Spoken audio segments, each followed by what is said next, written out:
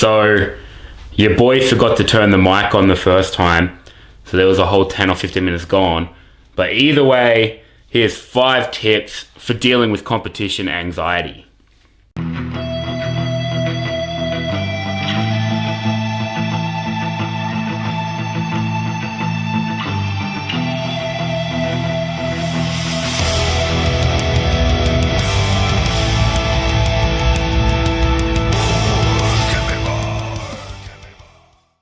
So you signed up to your competition in 3 or 4 months and you're feeling pretty anxious. It's completely normal. If you're not a little bit nervous, you probably don't care enough, right? But there are ways we can mitigate this. Being quite a high anxiety person myself, I've had to implement ways to deal with the stress of competing and leading to competition specifically. On the day, after you've done a fair few competitions, everything runs pretty smoothly. It's the lead up, the what if this happens that usually gets people. So I just wanted to give some tips on how to mitigate that and how to make it a lot easier, the week of, 2 weeks out, 3 weeks out. And these are tips I implement myself and I get most of my lifters to do so they can have a relatively stress-free lead up to competition. We all know anxiety can affect performance, loss of sleep, loss of appetite, you can lose weight from stress. So how do we mitigate it? Well, here's tip number 1. Now, this is something I see people mess up a lot. I say mess up, but just not have, and that is a plan. And I know you're probably thinking, Anthony, of course I have a plan. I'm going to go there. I'm going to kill it. I'm going to crush, destroy, kill. But have a plan for all your attempts and all the variables that can and are bound to happen if you compete long enough. You'll have good comps, you'll have bad comps, you'll have great comps. So what do I mean by have a plan? So for all my lifters and myself, when we compete, I have a spreadsheet of all the attempts. But that's not just this is attempt 1, 2, 3. I have good day attempts, bad day attempts, average day attempts, right? Now, usually the openers start around the same, and then we go from there whether we make bigger jumps or smaller jumps for the second and third. But this is a really easy way to get rid of a lot of that anxiety on the day, because you're like, no matter what, I don't have to think. I'm going to have this sheet that says, this is what I'm lifting, and that's it. I'm not going to deviate from it. Don't go, I'm feeling good, I'm going to put 20 kilos on my last squat or my last deadlift. The feeling of crushing a really well laid out plan is next to none, right? If you go there and you feel really good, you chuck some extra weight on the bar, you miss it, you're going to be like, why didn't I just stick to the plan? So cut all that crap out and just stick to the plan you wrote, ideally 2 or 3 weeks in advance, not the week of, because a lot of the time you're blinded by emotion. And that really helps lead into number 2, and it helps them a lot, which is have a team. Have a group of people that you're going to have on comp day to run everything. On the day, your only job should be to perform on the platform. You don't want to have to worry about weigh-ins, you don't want to have to worry about gear check, putting your attempts in and planning your warm-ups on the day, like spacing them out. Have 1 or 2 people there that compete, that can take you through the day. They know the process. It's a lot easier if you're a member of a powerlifting gym or you have a coach, but the sport's all about give and take. So if you have a bunch of friends that are powerlifters, someone's going to offer or someone's going to accept your request for a handler on comp day. Now, this makes it a lot easier because there's nothing worse than getting off the platform and going, what am I going to squat next? How did that feel? Did it move fast? Did anyone get a video? No, that person's going to be there. They ideally have seen some of your training or a lot of your training. They know your emotional responses to things. They know how you handle stress, and they can make an educated decision off of that plan you've given them for your attempts. Put it in, and you don't even need to worry about it. You go out back, put your headphones on, get back in your zone. And at the start of the competition, they're there warming you up, going, hey, you squat 60 kilos. Billy Joe, it's time to do 120. Let's go, let's start bench now. You don't have to do anything except thinking about going on the platform, listening to the calls, and having a good meet. Number 3, don't cut weight. You see this a lot online, and a lot of coaches recommend this, which is not cutting weight. They recommend not cutting weight. But everyone goes, hey, I'm 3 kilos over, I'm just going to cut weight for the comp, and they always perform poorly, or the majority of the time they perform poorly. Why? Coming into your comp, Unless you're competing on the national or international level, it's another level of stress you don't need, and you will stress and obsess about it. Why am I 200 grams up today? Oh no, now I'm underweight, I'm gonna eat more. Oh, I'm overweight again, maybe I'll just water load, right? It's a whole nother layer you don't need and you can do without. If you're 1 kilo over, good job. You weigh 85 kilos, you're competing in the 94s. Or you weigh 86 kilos, you're competing in the 94s. It's just another thing you don't need to stress about.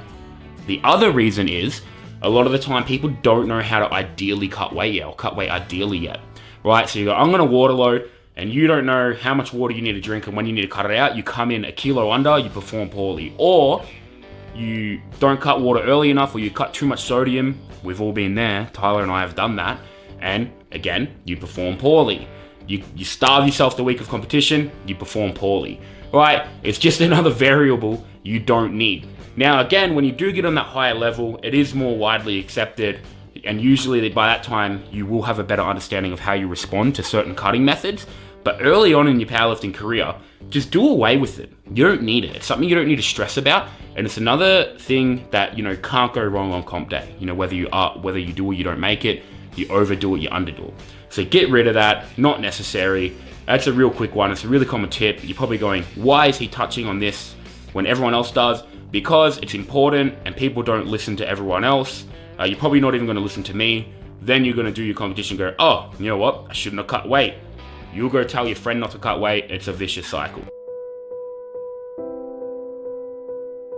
Number 4 is something I've only seen a handful of times, but I have done myself. And you probably haven't thought about it, which is good. Don't do it. And that is, don't cut sleep the week of competition with the goal of sleeping better the night of competition or the night before.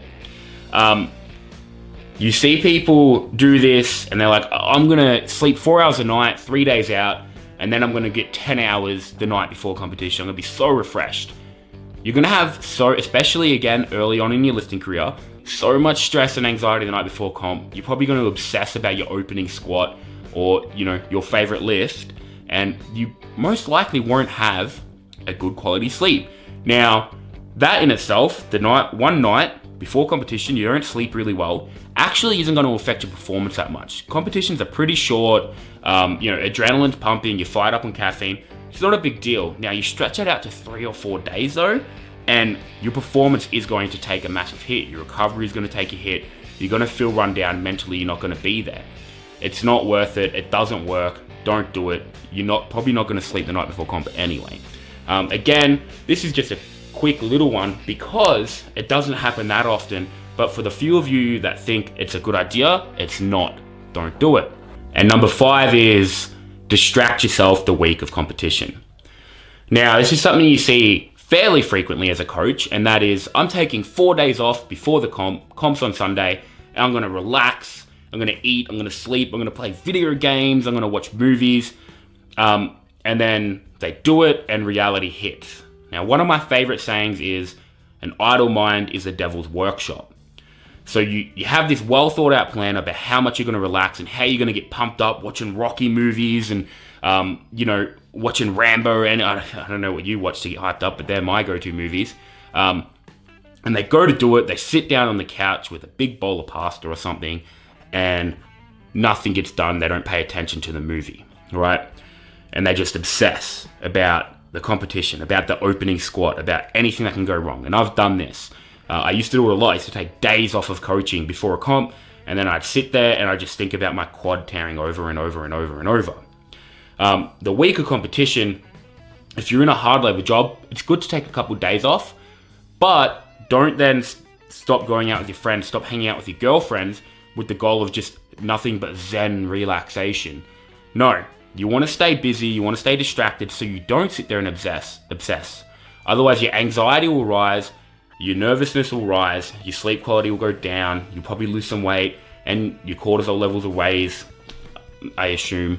And again, you won't perform as well. You'll build up that level of anxiety, and when it comes to comp day, you'll be freaking out. It's something you can see how it works if you do have good emotional control, but most of us don't. So it's really not worth it. Week of competition, I like to work all the way through till the Saturday. On the Saturday, I'll hang out with my partner, or I'll go see some friends, go over for a feed, and really just relax, but relax around people so you're not stuck in your own mind. You know, it can be a really vicious cycle when you're really nervous and then you've got nothing to distract you, because I'm telling you, a movie's not cutting it at that point. So stay busy, stay distracted. Thanks for watching. A massive thanks to everyone last week that left feedback on the video. I tried a second camera and it just wasn't good quality because I don't have a great camera. And you know, you guys let me know that, and that's what I want. I want that candid feedback. People letting me know what I can do better so I can improve on these. I'm enjoying it, and I do appreciate that feedback. I've got 2 lights now, so hopefully that's looking better. And Henry, aka Tic Tac Smurf, lent me his camera, his Sony a6300, so I can shoot better quality video. So a massive thank you to all you people supporting these and, you know, helping me out and helping me improve them. I really appreciate it. Slide into my DMs and let me know what you want me to talk about next week. I might even put up a little bit of a poll or a Q&A thing. But yeah, I'm loving these. So thanks a lot, guys. It's great fun. I'm really enjoying this. It's a good way to spend my Tuesdays.